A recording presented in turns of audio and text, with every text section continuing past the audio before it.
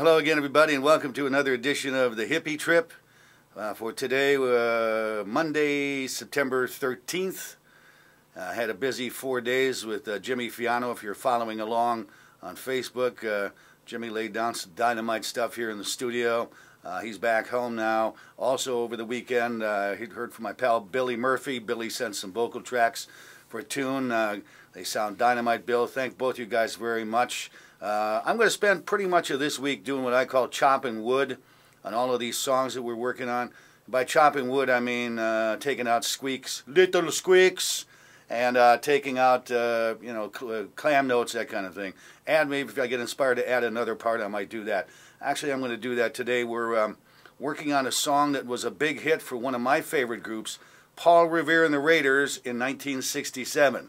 Paul Revere and the Raiders came out of Oregon in the early 60s. I think their first hit was Louie Louie. They covered a song by the Kingsmen and then proceeded to just have a slew of hits. Hungry, The Great Airplane Strike. I had to write some of them down here. Just Like Me, Good Thing, Too Much Talk, Not Enough Action, Don't Take It So Hard. They also were the house band on a TV show in the late 60s. I think it was on ABC television called Where the Action Is. They were on 5 days a week, so kids would run home after school and see Paul Revere and the Raiders dressed up in their Revolutionary War costumes, which some people thought at that time was a little on the corny side, but it certainly didn't cover up the fact that the entire band were great, polished musicians.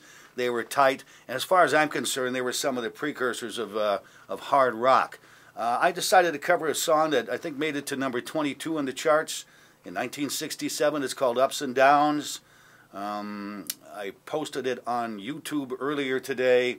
It's the original version sounds a lot different than that version I posted on YouTube that's on the Smothers Brothers.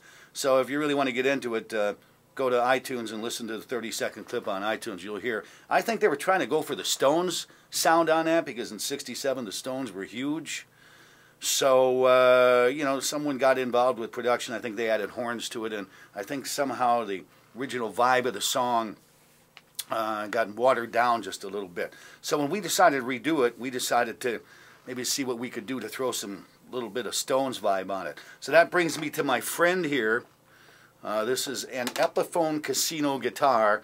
Epiphone Casino's been around, I guess, since early 60s, I'm guessing. They were made wildly popular by the Beatles. John Lennon played one extensively, but Paul and George also played casinos too.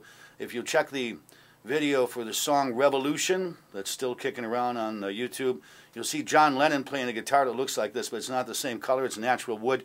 He decided that this finish was no good for the sound of the guitar, and he took the guitar and had all the finish sanded off. So that's actually an Epiphone Casino.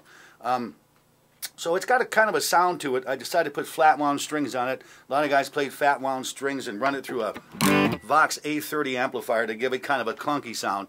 Also, for the Stones thing, the Rolling Stones did a number of songs in a tuning called Open G. And Open G, instead of tuning the guitar to A, E, D, G, B, E, you tune the guitar to, let's see, it's D, G, D, G, B, D. So actually the guitar is an open chord, so you play it, it's an open chord anyway you play the guitar.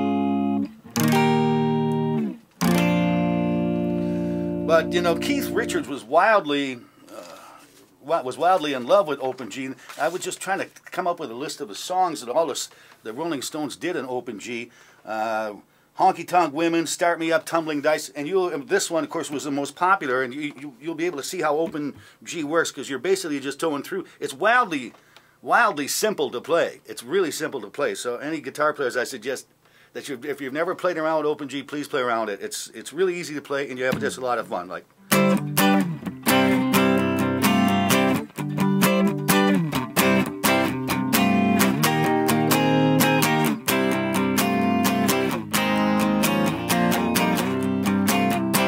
Of course, that's Brown Sugar. So we're going to try to throw a little bit of that into this tune, this Ups and Downs tune. Jimmy did the rhythm guitar part on one side. I'm going to do the rhythm guitar part on the other side. I'm going to try to record it right now. And he's kind of playing straight, and I'm going to try to play a little sloppy, which ain't too hard for me. and it's a real simple part, so we'll see how far we can get on it. We might do a transition in between it so you can kind of hear it at the end. But here we go. Let me take my mic off and see what happens here. Roll down.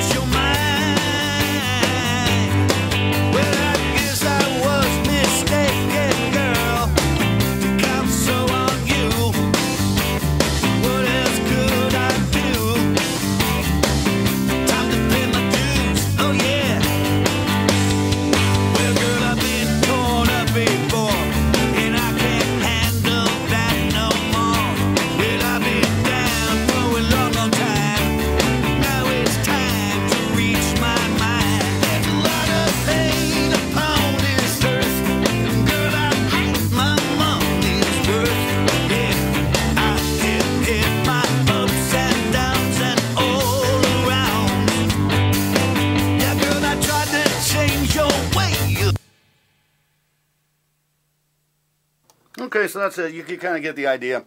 I'm going to record that all the way through, add that to the track. What the vocal track was just a scratch track, and by a scratch track we mean we haven't gotten to the vocals yet. We're going to do the vocals next week, so I just kind of banged through that for reference. And the solos are already done, but I kept them out because I want to concentrate on playing this chord part right. So that's day one of chopping wood. Got some more wood to chop before the end of the day, and more wood to chop through the rest of the weeks. But excuse me. But there you have it. Paul Revere Narrator's Ups and Downs, and that's another episode of Hippie Trip. Until next time, peace.